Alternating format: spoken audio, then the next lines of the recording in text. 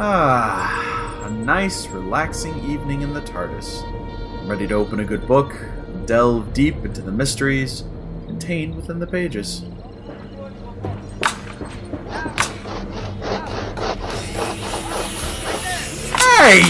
Hey! Taylor, what's going on over there? Oh, hey, Matt. I'm just fixing up a few new shelves in the TARDIS. Thought we could use some spare room to store our stuff. I was just about to relax and read a good book. This noise is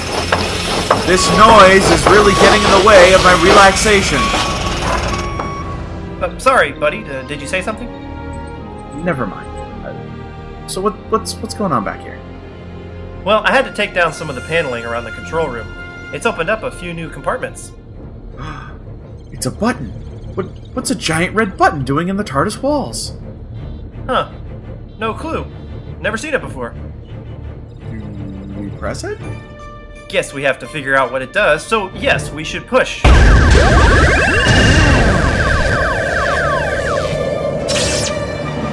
button.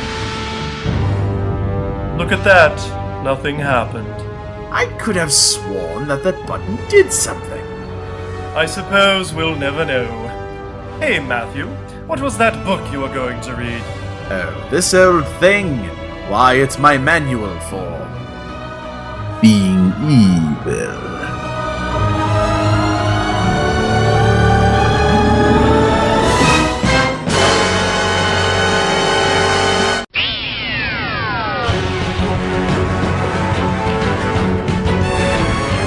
You're listening to Voices from the Vortex, Episode 22, Through the Looking Monocle, broadcast April 2015.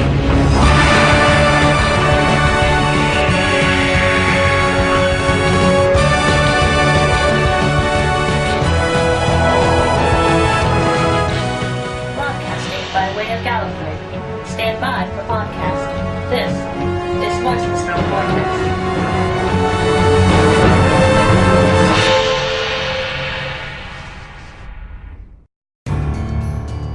Oh, I'm bored. Can we do something fun? I suppose we could blow up a few planets. Would that make you happy? Yes, I guess. I mean, it usually does. Warning! Universal displacement issue. What's the blasted machine going on about now? It would appear that there is some form of dimensional shift. According to these readings there. What? I don't believe it. What? Tell me. According to these readings, there's another universe colliding with ours. Interesting. The TARDIS is reading some form of positive neutrinos, bombarding the dimensional flux engines. This must be causing a rip in the fabric of reality. Quickly, grab that laser screwdriver and polarize the positive power couplings. Ah, nice alliteration. Thank you. Readings still show a massive burst of positive neutrinos. It might be possible to detect the frequency of their interference and predict when the next bombardment will occur. So the doctor tells the patient, Jadoon, it'll be Jadooner if you don't get that foot looked at. That is hilarious. Right? Best joke of the night. Oh, well, we've got a great show tonight for all of you listeners out there, as... Warning. Dimensional flux occurrence. Possible misaligned quantum entanglement. Universal danger. I'm not sure what's happening. Taylor? What's going on? The TARDIS is reading some sort of negative neutrino emissions from the quantum fission reactor. It's almost as if someone is entangling opposing particles from two separate dimensions. Quickly, grab the sonic screwdriver and polarize the negative power coupling. You don't have to tell me twice. TARDIS, report on condition of dimensional feedback. Feedback steadily increasing. Something's rotten in the state of Denmark. I'm gonna head down to the quantum engine to take a look. I'll keep in contact with you through the comm system. Taylor, are you there? Yeah, I read you loud and clear. What's going on? Well, it looks like there's a leak in the quantum matrix, all right. Negative neutrinos are pouring out, causing the entanglement fluctuator to malfunction. This is probably what's causing the alert. Is it harmful? Well, I'm no quantum theoreticist. Yes, you are. And I didn't go to the Gallifreyan University for quantum mechanics. Yes, you did. And I might not know a single thing about quantum fluctuation machines. You invented it. But if what I theorize is correct, there's a tear in the fabric of space and time the size of New Jersey. And being from Gallifrey, that reference makes perfect sense. Indeed! I'm gonna go ahead and try to get some readings from this leak so that way we can... I might not have gone to the Gallifreyan Academy for quantum mechanics. That is very true. But if my imaginary doctorate in cosmic coincidence means anything... It does not. I think there might be a rip in the fabric of space and time. Is it harmful? Oh, it's quite possibly... catastrophic. How's that for having fun?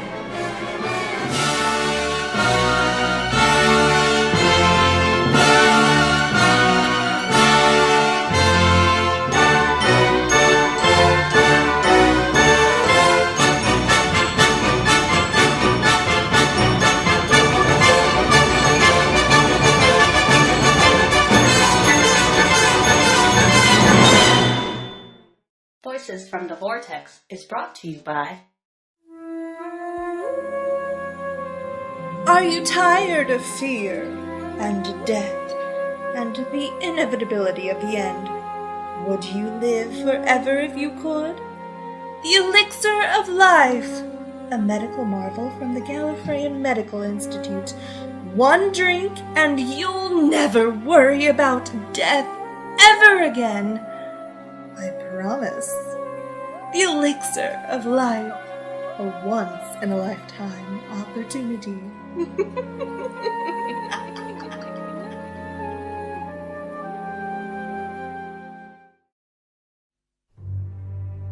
Meanwhile, in the normal universe...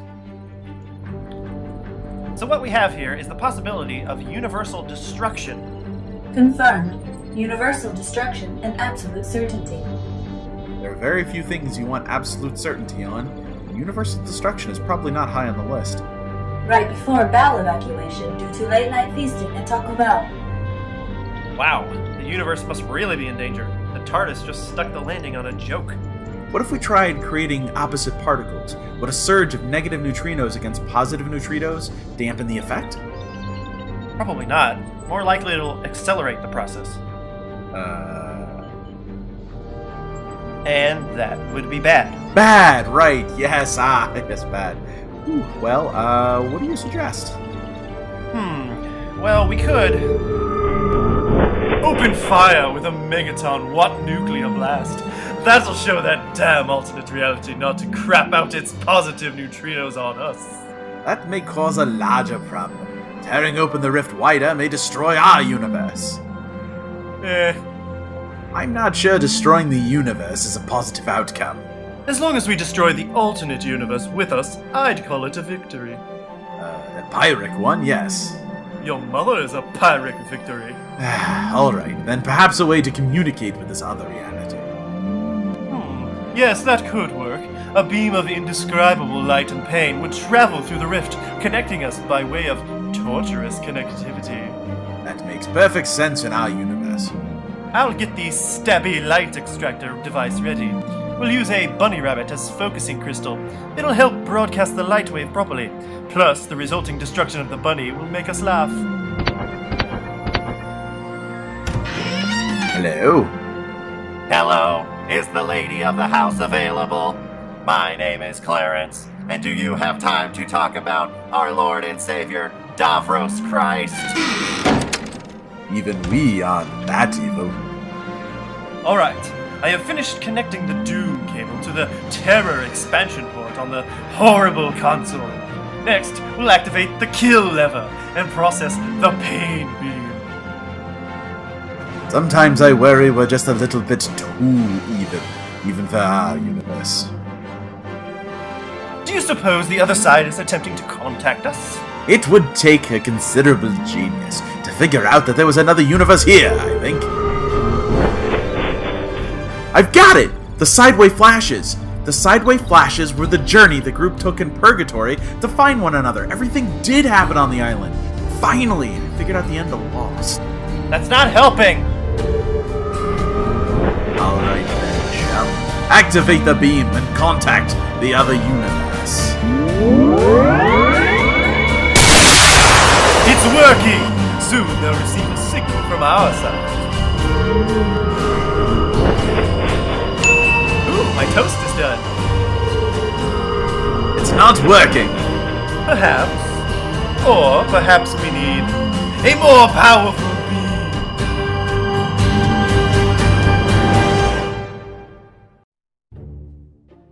Now the theater's ready to play the classic episode. Man, this is exciting.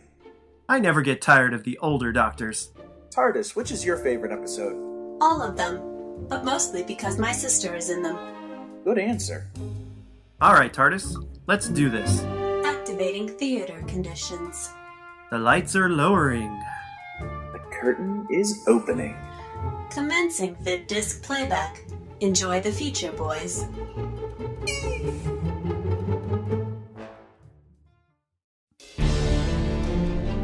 I sent the invaders back to their own planet. Of course, I'll need the Matrix and jury-rig a time loop, but that's But it. how have we won? We fought no one but a few guards. Well, it can't always be like the relief of Mafeking, you know. Right. Don't shout it. Don't shout.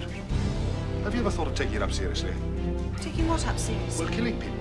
A little practice, you'd become quite proficient. What does... Come on. Excuse me, what... Do you know what...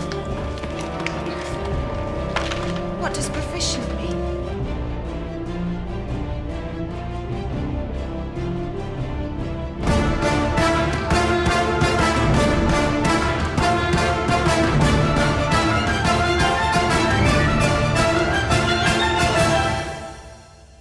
With a secret plan and a sense of urgency, the Doctor races to Gallifrey in an attempt to stop a catastrophe or possibly to create one in the invasion of time.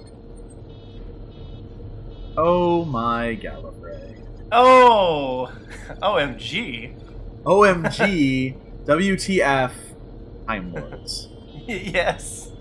Oh man. Okay, so this was a good one. I enjoyed this Yeah. one. It had a lot of slow moments, but it also had a lot of fun, kind of silly moments that I really enjoyed. I laughed out loud. I laughed out loud several times in this one. You know, it's we talk about it a lot about how important building Gallifrey was, and this is definitely not the first piece where we learn about Gallifrey, but it's a very important piece.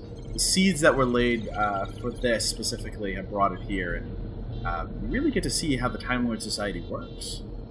Yeah, that's one of the great things about Classic Who that we don't have in New Who is where he's from. And as much as I love the whole Time War arc and the whole Gallifrey's Lost thing, I'm ready for it to be found because I want to see how this dynamic is brought into the new show and how it's different and how it's the same and like what Moffat does with it.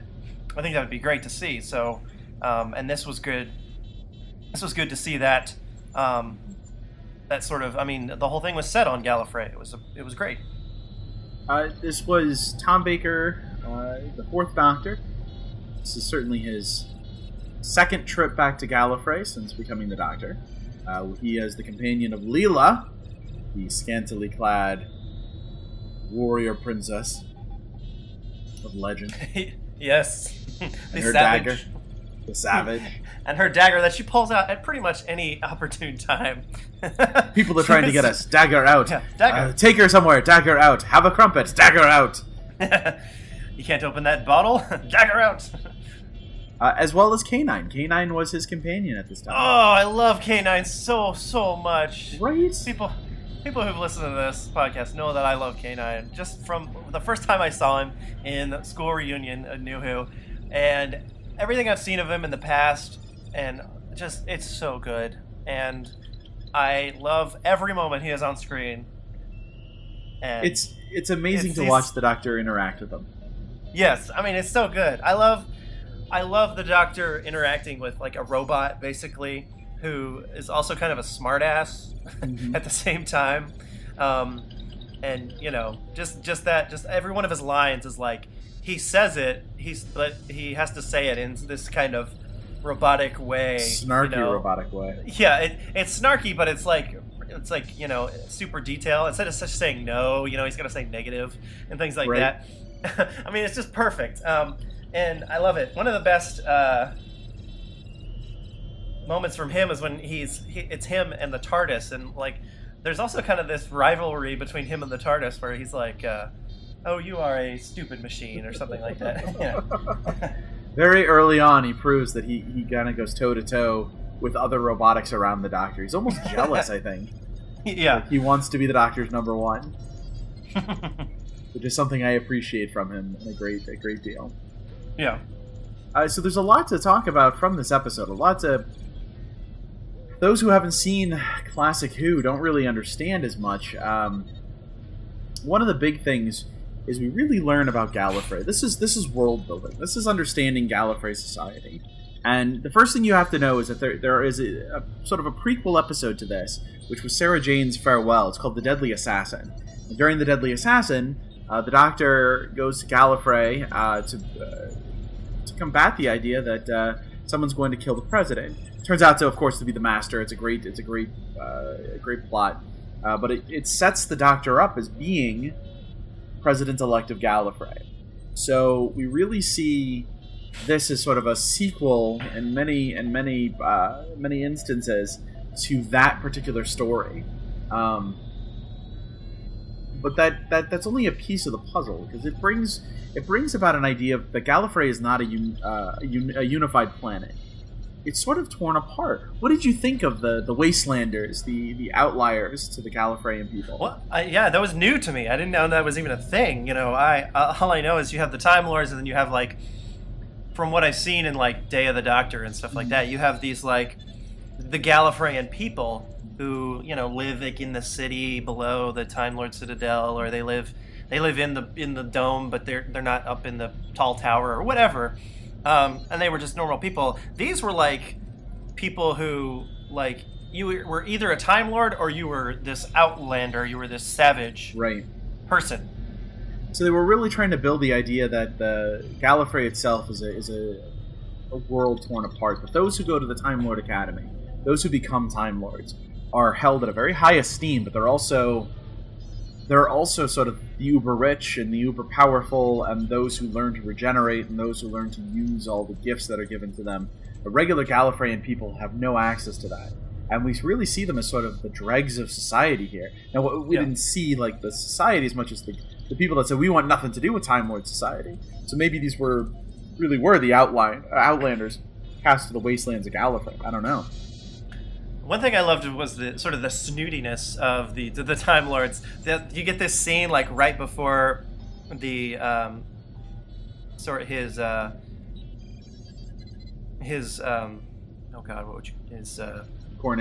coronation. Yeah, you get this scene like right before his coronation where there's these two Time Lords and they're just talking, and the one's like, aren't you about due for regeneration? And the other one's like, you know, this one, I like this one, it's wise. And it's just like just small talk between Time Lords. It brings about an interesting point. The Doctor's regenerations all come because he's adventured. But the Time Lord, you know, something happens and he has to regenerate. But the Time Lords, it seems like they sort of sit around for 1,000 years and decide, oh, well, it's time for a new body. Excellent, let's do this. Regenerate. Yes. Hello, I'm Paul. Yeah. So it's funny because you also have the snooty Time Lords, and then you have the outlanders, the savages who, you know, are just living in the wastelands. But then you also have the completely inept guards who work in the Time Lord Citadel. They're so stupid. Like, there's parts where, like, I mean, the Centaurans were pretty dumb too. We'll get to them. But, like, the guards, there were several moments where the Doctor just got past them just by saying, oh, yeah, no, they said it was okay. I can just go through here. Absolutely no control. Well, he is the president-elect. They were sort of bound to do whatever he said. Like, true, but, you know, it's just, there was, like, you know, they were like stormtroopers, just awful shot, and, you know. I love the fight that Leela puts up at the very beginning when she runs away. She just sort of lazily pushes two of them down. Oh, yes, that was so good. Walks kind of fast. That's one of my favorite things about Classic Who, is you'll get to a fight scene, and the winner is the one who pushes the other one over. And the other one stays down like it hurts so much to get pushed over. Well, and it was for kids, so I get where they didn't want to show real Yes. fighting or anything. But still, you're right. That's a classic Who kind of moment. I'll also say this too about Gallifrey is, I think they were trying to do a statement about kind of the way the rich and the poor live, about a society of people who had no idea what they were really doing. These are people who have lived for hundreds of thousands, if not millions of years now, and as a people, I think they were still struggling to figure out what to do with their power, because it's non-interference. Constantly, only observe. When Leela walks into the one lady's room and she's so confident, I got a force field up, you can't get in.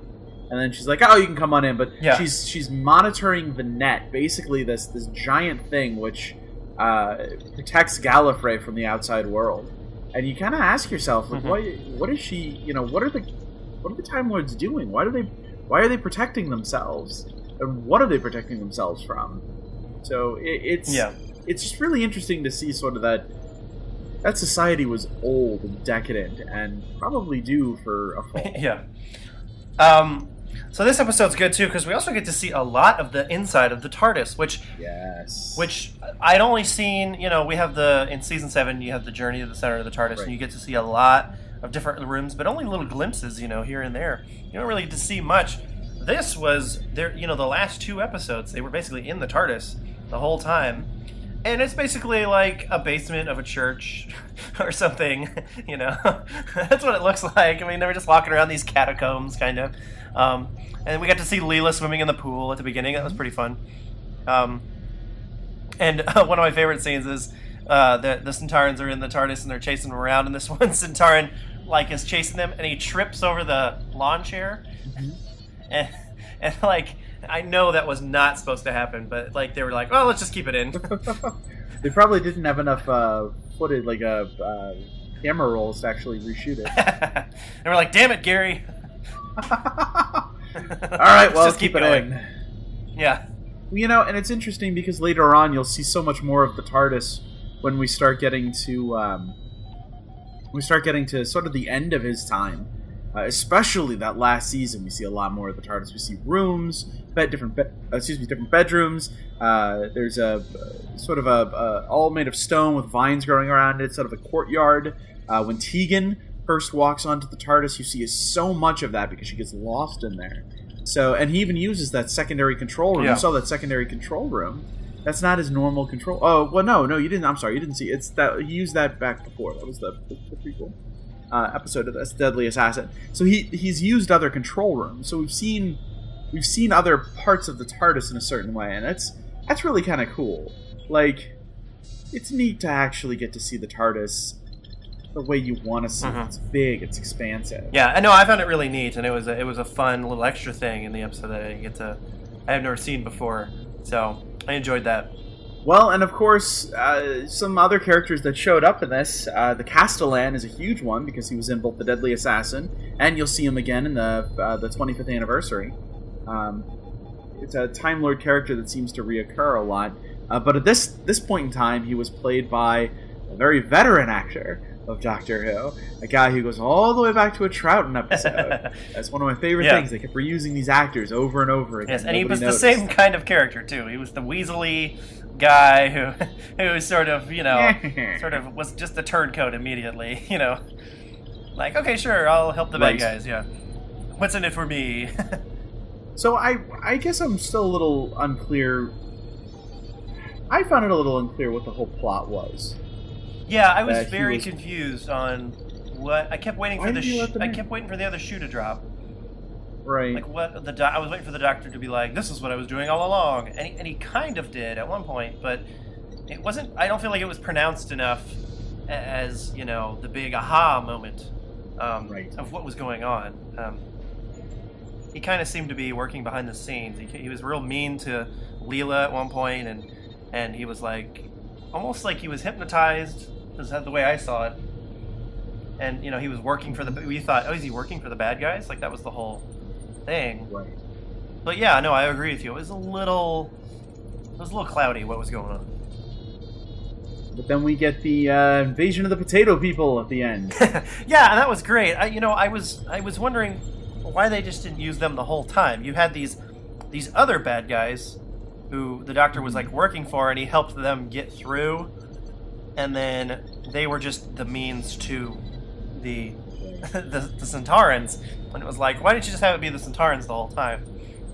Right. It was a little muddled.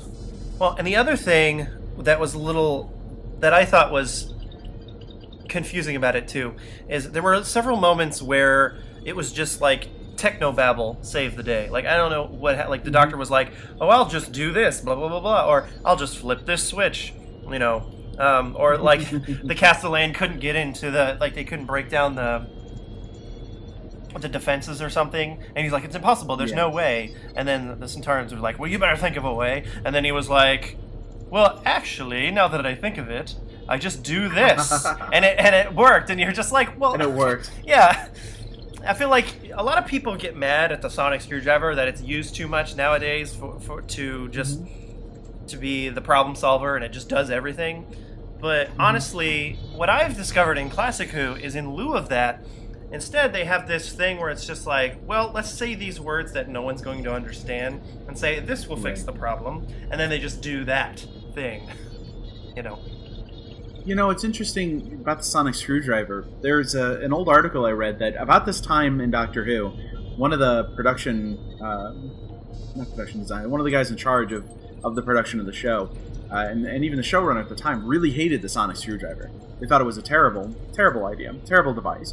You know, what's the point of writing a story where you create an obstacle and it's solved by using a sonic screwdriver? Like, if you could just solve it with a sonic screwdriver, why not just, you know, let them get through it in the first place? Why make it an obstacle? And there's that perfect line in the second episode where the Doctor walks up to the door, the secret door, and he uses the sonic screwdriver, and it doesn't open, and he almost looks directly at the camera and says, even the sonic screwdriver won't open the door. You know, even I can't use the sonic screwdriver to get out of this time. Yeah. Like, as if he's saying, I'm never going to use this again because this is stupid. And I love the sonic screwdriver. I think it's a great magic wand. I do too. I think that's one of his powers. Yeah. And this really showed that you're right. They went instead like, let's just make up some technobabble because that's funnier. Yeah. More interesting. Well, and you know, I can never think of a time where the sonic screwdriver was it solved the whole big problem. You know what I mean? They still come up with creative solutions to the problem. I just feel like, you know, they did the same thing, except it wasn't the sonic screwdriver. It was, well, I'll, you know, reverse the you know, polarity of the neutron flow, or whatever, you know, or whatever. I know that's the Third Doctor's thing, but you know, they just like, I'll just flip these switches and do this on the TARDIS, and it solves the problem too. And you're like, well, you didn't really come up with a creative solution. You're just like, and the Doctor pushes some buttons, you know. Yeah. So I thought that was a little silly. I agree, yeah. And that's Classic Who. It gets worse, and that's the fun part. It doesn't go away. Yeah. Well, real quick, I had a couple of favorite moments, just some real quick parts that I thought were really funny and just really entertaining. There were 3 times in this story where this kind of dialogue happened, and it was so funny. The first one was the lady running the force field or whatever. She says, nothing can get past the transduction barrier, and it immediately cuts to the Doctor, and he says, K9, destroy the transduction barrier. Yeah. Okay, and then later they're out in the wastelands, and the same lady goes, you know, well, you know, at least we're not in there. It's got to be safer here. And then immediately a spear lands right next to her. It was very funny. It was so funny. And then finally the last one that was like exactly like that is the Time Lords are talking, and it's like the Castellan or something, and they're like, well, they're out in the wastelands. Nobody can survive out there. And then it immediately cuts to the people out in the wastelands, and they're like having like a fun time, and they're like, yay! Party! Yeah, party! It was the beginning of the cutaway gag that Family Guy would rely on so heavily. Yeah. And I loved that, but then I also loved the Doctor did this. He did so many takes to the camera, and especially the one at the end. You know, they're like, oh, you know, what will he do without you, K9? He's like, oh, I don't know. And then it cuts, and he's like, got the K9 Mark II box, and he looks at the camera, and he's like, you're just like, oh, because the Doctor is... That silly doctor. He's nothing if not a cheeky bastard. He seriously, he was. I just loved all those hands to the camera, like those looks at the camera and stuff. So final thoughts on this episode. This is definitely a one-of-a-kind type of story. I love that they use the background for the Time Lords. They've been planting seeds for a while. It's all the way back in the War Games. Genesis the Daleks, Deadly Assassin. So you really get to see the Time Lords are scheming, manipulative. The biggest drawback to Doctor Who is just how low of a budget they had, that all the sets look like cardboard sets. Yeah. They're just painted pieces of plywood. And you just sort of sit there like, this could be the most beautiful looking thing I've ever seen. Yeah. If not for no money, no budget. So, great episode, beautiful episode, but just terrible sets when it really needed to shine, and it didn't. So. Yeah. No, I'll agree. Yeah, I think sometimes the sets were a little sparse. It was just like, maybe it was like a curtain and then like a platform. And you're like, it's the Time Lord Citadel. But no, it was good. It was cheesy, but it was a good cheesy. I really enjoyed the cheesiness of it. It didn't distract too much, and it was kind of funny for a lot of it. Like just the Centaur tripping over the lawn chair, almost falling in the pool. I mean, it was so good. It was cool to see this side of the Doctor. Damn it, Gary. Yeah. Damn it, Gary. It was fun to see this side of the Doctor, this sort of crafty, working behind the scenes thing. That was cool. And then the Gallifrey stuff was great. And K9 is just the bomb. He's just the best. He's just so good. The bomb diggity? He's the bomb diggity dog.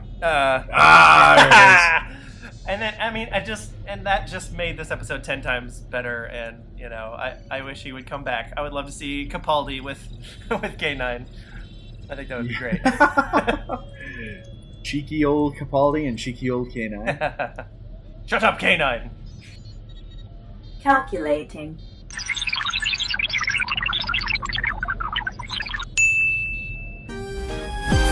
Voices from the Vortex gives The Invasion of Time 7 out of 10.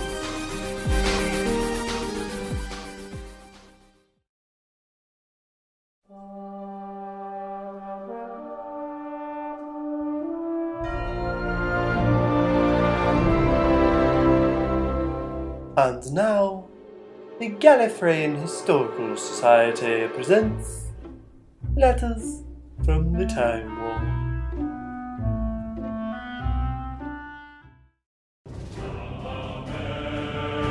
Supreme Dalek Commander!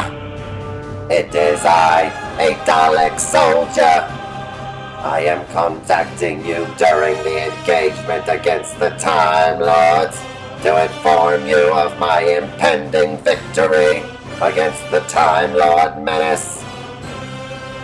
I have been undercover as a deceased Dalek soldier and have gained valuable information regarding the Time Lords.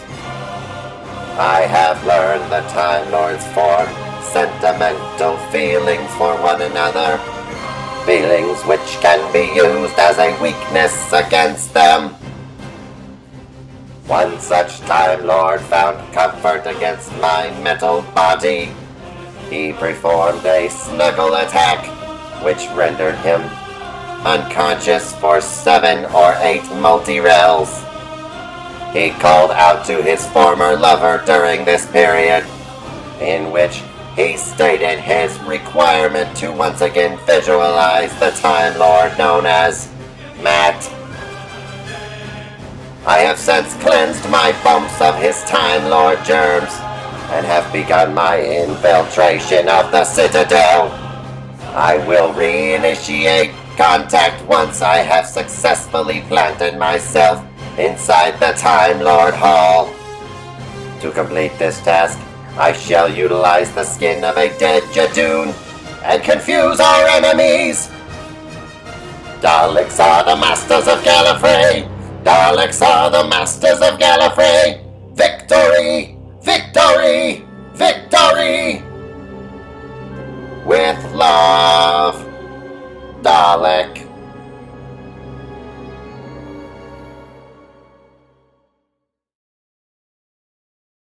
Meanwhile, in our universe...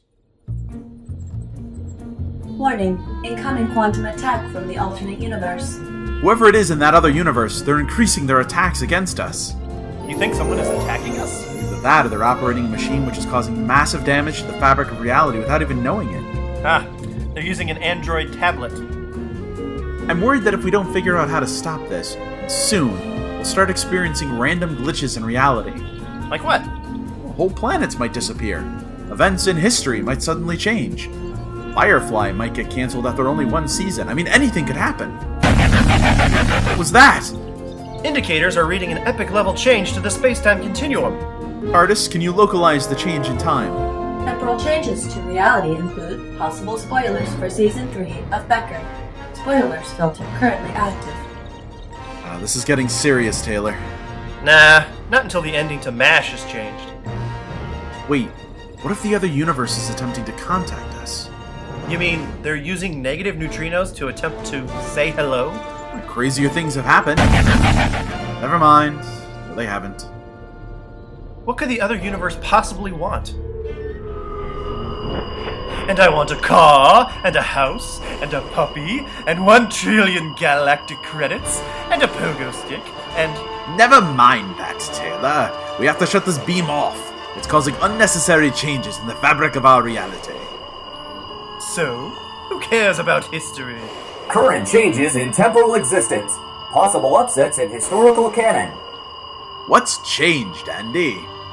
3 million inhabited planets have disappeared. Their cultures and peoples are gone. Tough luck, suckers. Similar changes in star charts affecting.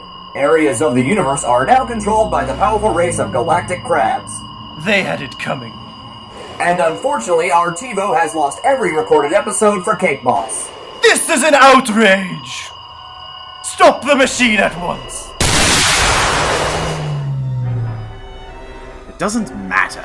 The rip in the fabric of reality is growing. I calculate a 100% chance that both realities will begin to merge. Well, that can't be good. Hey Matt, question. Actually, that's a statement. Did you notice that the background for our TARDIS has changed? Yes, it does seem a little less cardboard cutout, and a little more BBC quality special effects. Wait. BBC in 2015 or BBC in the 70s? Because one might not be much more different than the other. Try not to insult the guys who could sue us. Ah, the 70s it is then. And look, the TARDIS databank monitor. It's changed. It's an Apple product. You know, I'm beginning to think that the other universe might be evil, Taylor. I think we'll be alright. I don't think the changes are necessarily going to... Your outfit! It's changed! And why do you have a goatee? I don't know, but... Ooh, it's stylish. I like the feel. Are you planning on holding the universe ransom anytime soon? Not particularly. Yeah, then I'm gonna go with a big fat no on that one, good buddy. This is insane. It's like we're shifting parts of ourselves on our TARDIS. Oh no. What? Wait, Taylor, come back here! I had to check on something. What's wrong? It's... What? Our couch is now a futon!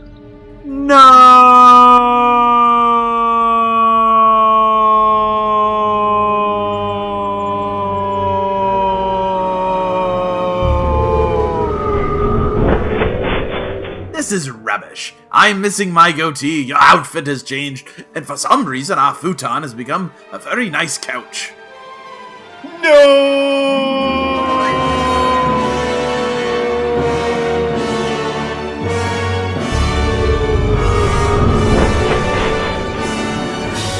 These shifts, they're taking things over to the other universe and bringing stuff over here? Crossing over pieces of that universe, yes. Crossover shifting.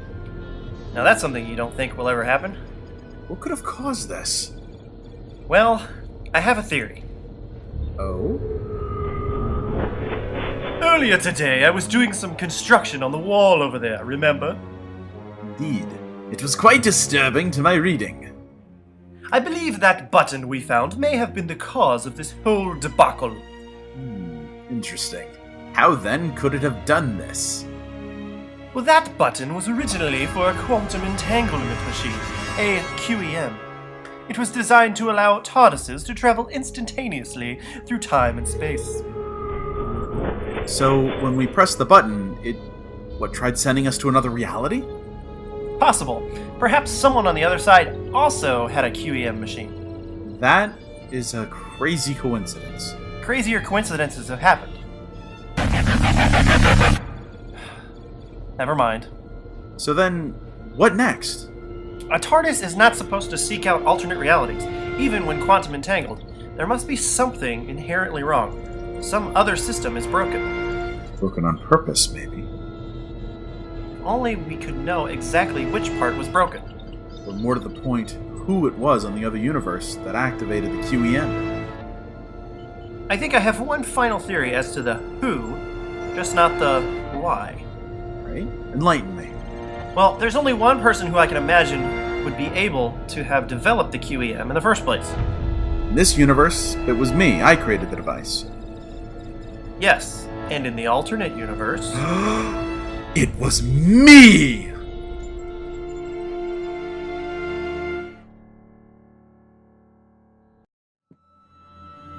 On the TARDIS, near the end of the podcast, when no one can speak falsely or fail to answer, a question will be asked.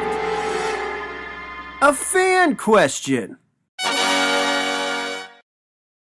Welcome to the fan question section of the podcast. This is the part of the podcast where what we do is we answer your fan questions. You send us the questions of the things that are burning in your mind, things you want to know from the two dudes of Gallifrey. And what do? Why, we answer them, of course. Taylor, what is this month's question from a fan? Today's fan question comes from Ryan Krankowski. He writes, I just started watching the reboot of Doctor Who. A trash can just ate a dude. Should I keep watching or quit now? Well, Ryan, that's a good question. I think we've all gone through this. This is what we like to call... Here's the thing. This is what we call the Mickey complex or something. I don't know. It's a trial by fire, my friend. Yes. The first 3 episodes, while not being terrible, they're good episodes, are the worst of the whole show. They're super cheesy. So, here's what you gotta do. You gotta make yourself and you gotta make us a promise, okay? You gotta make us a promise, the two dudes from Gallifrey. Here's the promise you have to make. You have to And anybody starting the show, make us this promise. Make this promise. The first 3 episodes in a row, watch them, and then get through the first 6 episodes. So all the way through the episode Dalek. If you can go all the way through Dalek and say, this is not the show for me, you're good. Hands off, back away, go, watch something more suited to your tastes, like football, or NASCAR, no. or CSI Miami. But if you can watch these 6 episodes... Yeah! The TARDIS is bigger on the inside. Yeah! That's my impression. Okay, so yes, watch the first 6 episodes. Do the first 3 in a row. Just try. Try that. They get better. Each episode gets better than the one before it. It really hooks you in. But the first 6 episodes are sort of the trial by fire. That is the perfect selection of what this show is going to be forever. So if you can watch those 6 episodes, you're good. Yeah, I remember where I was when I saw Pizza. And I gotta say, I was skeptical. Matt showing me this show. I'm like, do I want to watch this? This looks really bad. But yes, you get to those first 6 episodes, and Dalek is just amazing. So once you get there, and all the rest after that are good too. I feel like they get. Oh yeah, we're not saying that the show. Obviously, we like the show, and obviously the show is phenomenal, and it just gets better episode to episode, season to season. But if you're starting at the very beginning, that first episode is really like why did Sci-Fi Channel invent this show and only put like $1 million into the budget? Like it's really cheap. But that was their pilot episode. They had to do that, and they had to do the whole first season, really, with almost no budget. It was a very shoestring budget for Doctor Who for the first season. So what they put together and threw out there is incredibly cheesy, but it hinges on its writing. And that first episode is so much setup. You can't just watch that episode and go, well, that's what the show is. You have to watch a couple episodes, at least the first 3 in a row, to kind of see what, because it's the setup, it's then the future, and then it's the past, and it sort of brings everything together. Each episode is the next day. It's like, that's what they did next. And then they went to the future, to the end of the world. And then they went back and saw Charles Dickens. And, it really kind of gives you something that you don't normally get from a show. So it's a good setup piece, the first 3 episodes. But just do those first 6. Trust us when we say when you get to Dalek, there is a payoff. Yeah. And I don't recommend doing this. If you want my recommendation, start from the beginning and watch the whole thing. Yeah. However, if you have to, there are places you can skip to. Yes. That might be more fun. Example, you could skip to David Tennant's first episode. There's a couple references you might not get, but whatever. Another good place to skip is Matt Smith's first episode. Basically, the beginning of any new Doctor is a good place to start. Mm-hmm. But, I mean, you can't skip Eccleston. My wife, she kind of was a little bored with it at first. She kind of went through this conundrum. So she skipped it. She went to Tenet. She was watching it. And then she went back and watched Eccleston later. Yeah. And she really ended up enjoying it. So she's, that's kind of her recommendation. But, I'm a continuity purist guy. I like to watch the whole thing from beginning to end. This is not a show you can jump into. Television isn't made that way anymore. No, it's not. It's all serial now. Good shows you have to watch from the beginning. You need to watch every season. You can't just start at season 4 or 5. Though with this show, you kind of can. You can start at the beginning of a Doctor, and especially the transition to Matt Smith. We've talked about it at length that Stephen Moffat wanted to not ignore everything that had happened before, but he just didn't want to talk about it. He wanted to make his own version of the Doctor, his own Doctor Who, and he does, and it still holds on to everything, and they do throw back to some of the stuff that happens, but it's not so heavily reliant on that David Tennant was just the Doctor, the way David Tennant relies on Eccleston. Right. And that helped with the transition to a new companion. As well. So it was a whole fresh new start. But, in Classic Who, it was more like you could just jump in at any point. Some of those episodes were like, like a totally new story. It was just like week to week. What's the monster this week? What's the thing? But yeah, new television is way more serialized. So I hope we answered your question. I hope you stick it out. Keep it going, give it a shot, and let us know what you think of it. And there you have it, the wonderful fan question section of the podcast. Ladies and gentlemen, you have heard it here first. The 2 dudes from Gallifrey answering all of your burning questions. We'll see you next time. Yay!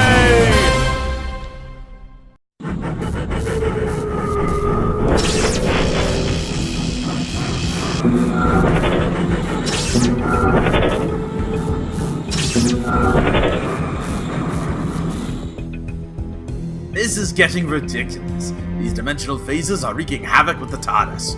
We need to fix this before it tears apart the fabric of space and time. Matt, I think I found the problem. Over here, under the console, is an open port. How do you know it's the cause of the crossover shifts? Well, it has some loose wires which are shooting sparks into the air. Yeah, that could mean anything. Plus, there's a huge open slot where the TARDIS appears to be missing a small component. So that could be coincidence. And the warning lights are flashing. But that doesn't. Plus, the emergency sign says to look under the console to find the problem. Well, that sign has been lying to me since day 1. Matt! What? Oh, yeah, sorry. Okay, yes, okay. Quickly, grab the hyperspatial dampeners and redirect the temporal energy flow. Ah, that sounds dirty. Is that dirty? The fabric of reality is breaking down around us, and you're asking me if I'm making dirty puns? Yes, my entendre was doubled. Alright, if we utilize the consistent flow of negative neutrinos as propulsion, we should be able to separate the quantum entanglement. According to these readings, the entanglement is coming from... No! What? It's the TARDIS. She's entangled with herself. I swear I remember a Tumblr blog about that sort of fan fiction. Not like that.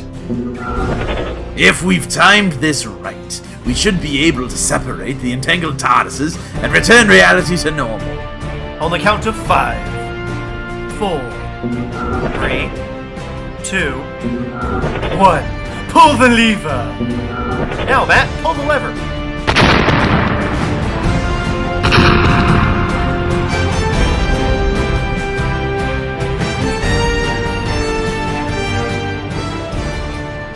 Is that it? Did we do it? According to the TARDIS readings, there's no longer a source of leaked negative neutrinos. It would appear like we've separated the two TARDIS. Oh, that's great. Yeah, but just think. Out there in another universe is another version of us. A universe where we're also flying a TARDIS? Imagine the stories they could tell. Imagine the adventures they've encountered. What wonderful wisdom they could give us about their journeys through space and time. Meanwhile, in the alternate universe. So then the Doctor says to him, Jadoon? Oh, why, it'll be Jadoona if you don't get that leg looked at. You're a world-class moron.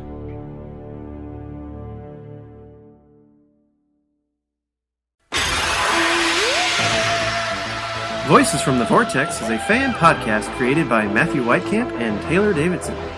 Starring Matthew Whitecamp as Matt from Gallifrey, Taylor Davidson as Taylor from Gallifrey, Danielle Davidson as the sexy voice of the TARDIS. Music arranged by Murray Gold for the BBC.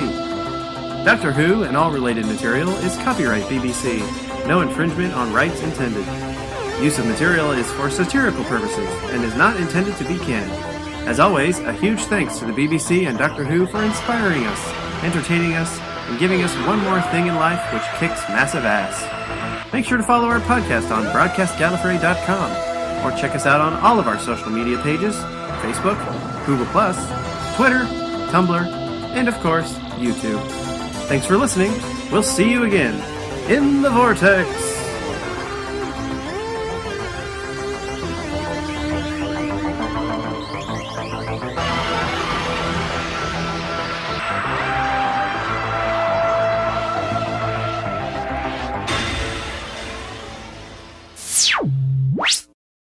Meanwhile, on an asteroid very far away.